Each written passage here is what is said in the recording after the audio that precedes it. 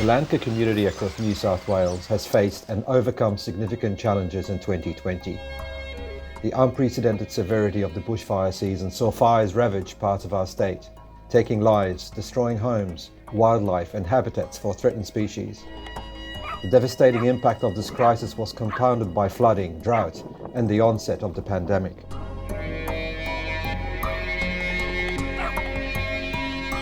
But this year has shown that our Landcare community is nothing but resilient and has risen to the challenge of repairing our land, flora and fauna. Nikki from Branding Australia, and driving. Nikki's pushing the seed through the cedar, making sure it all gets through. This will certainly be something, if we can convert this lovegrass patch with and return it to a native grassland, we will be able to share the knowledge to the world. Landcare has made key contributions to natural disaster recovery and prevention, such as running evacuation centres for firefighters and evacuees of the bushfires.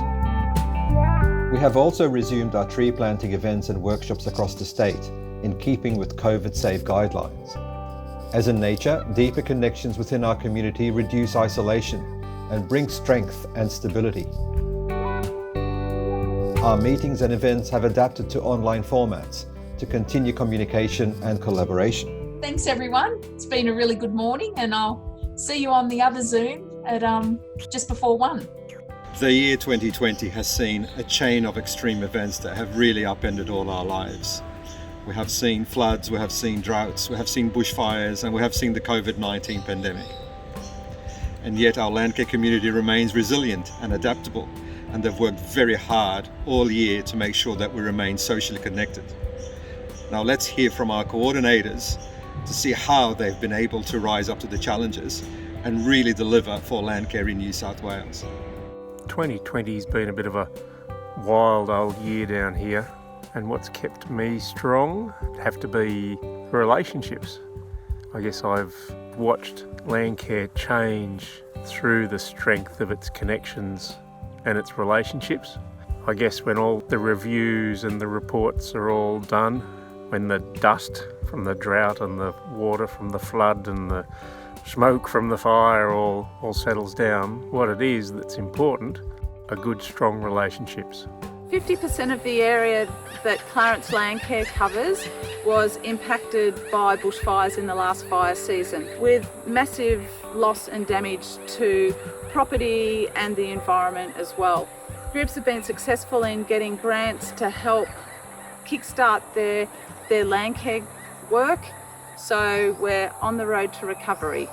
Here at Mid-Coast to Tops, our region felt the bushfires were foremost. Immediately following, our coordinators were busily organising emergency feed runs and mental health support for those communities most impacted. In the year that followed, we've organised over $70,000 worth of weed management, $50,000 worth of threatened species management, as well as a series of workshops looking at both preparedness for those communities identified most at risk and increasing resilience for those most impacted last year. One of the hardest things in 2020 has been for people to remain socially connected to their Landcare community. Here in the southeast, we've been really fortunate. The Landcare coordinators know each other. They've been able to continue to reach out on the phone, on Zoom conferences, to just continue that connection, look out for each other and continue collaborative partnerships.